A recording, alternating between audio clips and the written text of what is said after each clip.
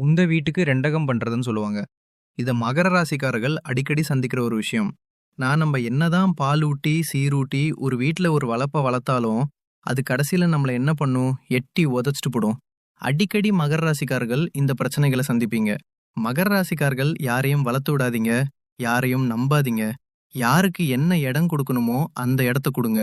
எந்த இடத்துல இடத்த குடுக்காம அவங்கள புடுங்கி நடந்தமோ, அந்த இடத்துல புடுங்கி நடங்க தப்பில்ல. சும்மா எல்லாரையும் ஒரே மாதிரி நினைச்சுக்கிட்டு இருந்து, எல்லாரையும் வீட்டு வாசல்ல நிக்கிறவங்கள தூக்கி பெட்ரூம்ல உட்கார வச்சுட்டு, கைய குடையுது, கால குடையுது, அதை எடுத்துட்டு போட்டான், இதை எடுத்துட்டு போட்டான் அப்படின்னு புலம்புறதுல என்ன புண்ணியம் இருக்கு?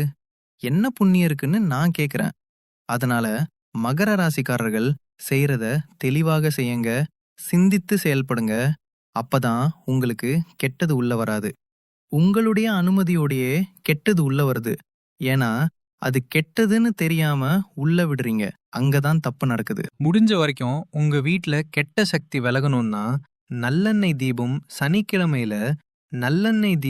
சனிக்கிழமையில டிப்பா விநாயகருக்கு ஏத்துங்க. அங்க நல்ல தீபம் ஏத்திட்டு வாங்க. நிச்சயமா உங்க வாழ்க்கையில எந்த கெட்டது இருந்தாலும், துஷ்டங்கள் இருந்தாலும், மன வருத்தம் இருந்தாலும், வீட்ல ஒண்ணு தங்காம இருந்தாலும், அதை எல்லாத்தையும் புள்ளையார் நல்ல புத்திசாலித்தனத்தை நமக்கு கொடுத்து, நம்மள தெளிய வச்சு என்ன செய்யணும் நம்மளுக்கு புரிய வச்சிருவார். இதை செய்யுங்க. அதே மாதிரி உங்க வீட்ல ரொம்ப சிம்பிளா ஒண்ணு சொல்றேன். உங்க வீட்டு சாமி ரூம்ல சாமிக்கு பூஜை பண்ணிட்டு பானகம்னு சொல்லுவாங்க. கொஞ்சம் என்ன சொல்லுவாங்க? வெல்லம்.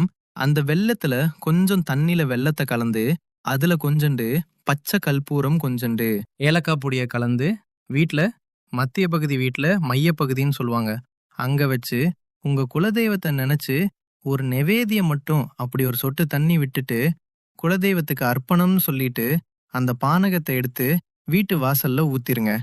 நல்லா கவனிங்க. குலதெய்வத்துக்கு அர்ப்பணம்னு சொல்லிட்டு வீட்டு வாசல்ல ஊத்திருங்க. இல்ல அப்படின்னா உங்க வீட்டு பக்கம் மாடு கண்ணுட்டி அந்த பக்கம் வந்தா, ஆடு ஏதாவது வந்தா அதுக்கு ஊத்தலாம். ஆனா அவசியம் செய்யுங்க. இத சனிக்கிழமையில செய்யுங்க. வீட்டு மத்தியில இந்த பானகத்தை வச்சு நெவேத்தியம் பண்ணி செய்யணும். அப்பதான் கெட்டது விலகும். அது மாதிரி சனிக்கிழமை சாண விளக்கு, சொர்ண விளக்குன்னு பேரு. சொர்ண விளக்குன்னு வைக்கும். சாணியில செஞ்சிருப்பாங்க. விளக்கு கேட்டீங்கன்னா நாட்டு மருந்து கடையில கிடைக்கும். அத அந்த சாணி விளக்க வாங்கி, சாண விளக்குன்னு அதுக்கு பேரு, சொர்ண விளக்குன்னு பேரு பல பேர் வச்சிருக்காங்க. அந்த விளக்க வாங்கி மஞ்சள் தடவி, நெய் ஊத்தி, பசுந்திரி போட்டு விளக்கு ஏத்து, உங்க அத அன்னைக்கு ராத்திரியே அந்த வீட்டுல இருந்து அந்த விளக்கு ஏத்துன பிறகு அன்னைக்கு ராத்திரி காலையில விளக்கு ஏத்தினோம். அன்னைக்கு ராத்திரி என்ன பண்ணும்? அந்த விளக்க எடுத்துட்டு போய் தண்ணியில கரைச்சு விட்டணும். எங்கேயுமே கரைக்க இடம் இல்லைன்னா வீட்டு வாசல்ல பைப் இருக்கும். அந்த பைப்ல கொஞ்சம் தண்ணியில கரைச்சு கரைச்சு வெளியில தூக்கி விட்டுருங்க. அவ்வளோதான். இத மட்டும் செய்யுங்க.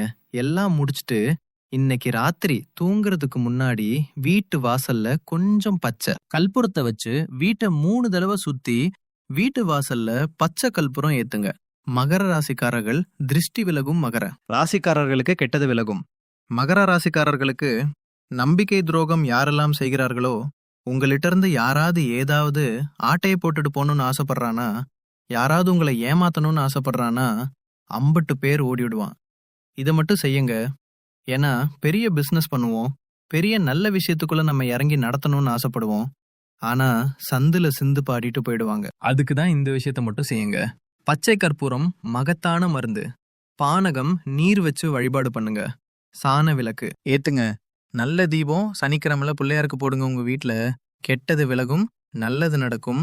மகரவாசி நண்பர்களே, என் உறவுகளே, சொந்தங்களே, இந்த கண் திருஷ்டி விலகணும், எதிரிகள் விலகணும், கோர்ட் கேஸ் பிரச்சனைகள் எது இருந்தாலும் நமக்கு விலகணும், போலீஸ் ஸ்டேஷன் சம்பந்தமான விஷயங்கள் இருந்தா விலகணும், எந்த கெட்டதா இருந்தாலும் விலகணும், நமக்கு தர்ம யுத்தத்துல ஜெயிக்கணும், அவமானம் பற்றக்கூடாது, உறவுகளுக்கு முன்னாடி தலை குனிஞ்சிடக்கூடாது, அது மட்டும் இல்லாம நம்முடைய எதிர்காலம் பாழாயிடக்கூடாது. இதுல எது கெட்டது நடந்தாலும் இது எல்லாமே நடக்கும். இந்த கெட்டதே நடக்காம இருக்க நம்ம வீட்டுல வசீகர சக்தி இருக்கணும். அறிந்தும் அறியாமலும் தெரிந்தும் தெரியாமலும் செய்த சகல குற்றங்களையும் பொறுத்து காத்து ரட்சிக்க வேண்டும். பொண்ணு 18ஆம் படி மேல் வாழும் வில்லாளி, வீரன் வீரமணி, கண்டன் காசி, ராமேஸ்வரம், பாண்டி மலையாளும், அடக்கி ஆளும், ஓம் ஸ்ரீ ஹரிகரசி சுதன் ஆனந்த சித்தன் ஐயன் ஐயப்ப சுவாமியே சரணம் ஐயப்பாங்கிற மந்திரத்தை தினசரி உங்க வீடுகள்ல நீங்க சொல்லுங்க. எல்லாரும் சொல்லுங்க. கண்டிப்பா நம்மளுடைய பாவங்கள் முதல்ல விலகும். நம்ம தெரியாம செஞ்ச பாவம், தெரிஞ்சு செஞ்ச பாவம், அறிஞ்சு செஞ்ச பாவம், அறியாம செஞ்ச பாவம் அது முதல்ல விலகும். மனசு முதல்ல சுத்தமாகும். மனசு சுத்தமான நம்ம அந்த வீட்டுக்குள்ள இருந்தோம்னா அந்த வீடு சுத்தமா இருக்கும். கண்ணாடியை தொடச்சிட்டு நம்ம முகத்தை பாருங்க, பரிச்சுன்னு தெரியும். அவ்வளவுதான். முதல்ல நம்மள சுத்தம் பண்ணிட்டோம்னா நம்ம வீடு சுத்தமாயிடும்.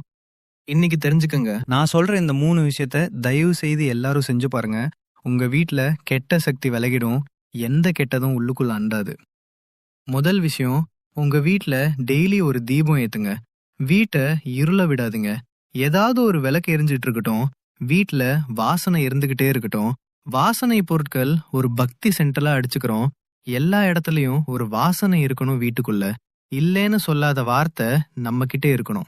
அவ்வளவுதான். நான் சொல்ற இந்த 3 விஷயத்த தயவு செய்து எல்லாரும் செஞ்சு பாருங்க. உங்க வீட்ல கெட்ட சக்தி விலகிரும். எந்த கெட்டதும் உள்ளுக்குள்ள அண்டாது. முதல் விஷயம், உங்க வீட்ல டெய்லி ஒரு தீபம் ஏத்துங்க. வீட்டை இருள விடாதீங்க. ஏதாவது ஒரு விளக்கு எரிஞ்சுக்கிட்டு இருக்கட்டும். வீட்ல வாசனை இருந்துகிட்டே இருக்கட்டும். வாசனை பொருட்கள் ஒரு பக்தி சென்டலா அடிச்சுக்கிறோம். எல்லா இடத்துலயும் ஒரு வாசனை இருக்கணும் வீட்டுக்குள்ள. இல்லேன்னு சொல்லாத வார்த்தை நம்ம கிட்ட இருக்கணும். அவ்வளவுதான். வீட்ல அதிகமா நம்ம இல்லங்கிற வார்த்தைய பயன்படுத்தக்கூடாது. அதே மாதிரி சில பேர் ரொம்ப துஷ்டமான வார்த்தைகளை பயன்படுத்துவாங்க. கெட்ட வார்த்தைகளை அத சுத்தமா தவிர்த்துருங்க. இத மட்டும் தவிர்த்துருங்க. உங்க வீட்ல துஷ்ட சக்திகள் எல்லாம் வெளியில வந்துரும். ரொம்ப கடுமையான தோஷம் இருக்கு சுவாமி, கடுமையா எங்களுக்கு செய்வன கோளாறுகள், பிரச்சனைகள் இது மாதிரி இருக்கு. நாங்க என்ன பண்ணலாம்? என்னோட தொழில்ல பெரிய லாஸ், என் குடும்பத்துல பெரிய சிரமம், குடும்ப உறவுகள் பிரிஞ்சு கிடக்கு. நான் என்ன செய்யலாம்? ரொம்ப இன்னும் ஒரே ஒரு பரிகாரத்தை சொல்லி நிறைவு செய்யறேன். பசுமாடு கண்ணுக்குட்டி உங்க வீட்ல பக்கத்துல யாருக்கிட்ட இருக்கோ அந்த பசுமாடு கண்ணுக்குட்டிய வீட்டுக்கு அழைச்சிட்டு வந்து கோமாதா, இந்த கோமாதாவை அழைச்சிட்டு வந்து உங்க வீட்டு மத்திய பகுதியில நிப்பாட்டி அந்த பசுக்கு பூஜை பண்ணுங்க. பசுக்கு மஞ்ச தடவி குங்குமம் வச்சு பசுக்கு ஒரு புடவை வாங்கி சாத்தி, கண்ணுக்குட்டிக்கு ஒரு புடவை சாத்தி, மாலை போட்டு ஒரு பெரிய தட்டுலயோ பக்கெட்லயோ வாழை இலையில பச்சை பச்சரிசியை நல்லா ஊற வச்சு வெல்லம், பச்சரிசி, வாழைப்பழம் எல்லாம் சேர்த்து வச்சு அந்த பசுமாட்டுக்கு கொடுங்க. அந்த பசுமாட்டுக்கு பின்புறம் தூப தீபங்கள் எல்லாம் காட்டி பசுமாட்டுக்கிட்ட நமஸ்காரம் பண்ணிக்கங்க. உங்க வீட்டுக்குள்ள அழைச்சு என்ன கெட்டது இருந்தாலும் வெளியில வந்துரும். இதை மட்டும் செஞ்சு பாருங்க. கிரக பிரவேசத்தெல்லாம் செய்வோம்ல சுவாமி, நாங்க அப்பார்ட்மெண்ட்ல இருக்கோமே, நாங்க என்ன பண்ணலான்னு கேப்பா. உங்க வீட்டு வாசல்ல செய்யுங்கோ. அப்பார்ட்மெண்ட் வாசல்ல அது செய்யுங்க. பசு பூஜை பண்ணுங்க. பசு பூஜை பண்ணி நான் சொன்ன மாதிரி சுவாமி அந்த பசுக்கு நிவேதியம் பண்ணுங்க. நிச்சயமாக உங்க வீட்ல இருக்கிற எல்லா துஷ்டங்களும் வெளியில வந்துரும். எல்லா கெட்ட சக்தியும் வெளியில வந்துரும். நல்லது நடக்கும், நம்புங்க. இன்னையிலிருந்து உங்க வாழ்க்கை பிரகாசமா போகுது. இந்த பதிவை கேட்கறவங்க, இந்த பதிவை கேட்கக்கூடிய சூழ்நிலைகள் உங்க குடும்பத்துல யாருக்கு நீங்க அனுப்பினாலும் சரி, அந்த வீடுகள்ல நல்ல மாற்றங்களை நீங்க பார்க்க போறீங்க. வாழ்த்துக்கள்.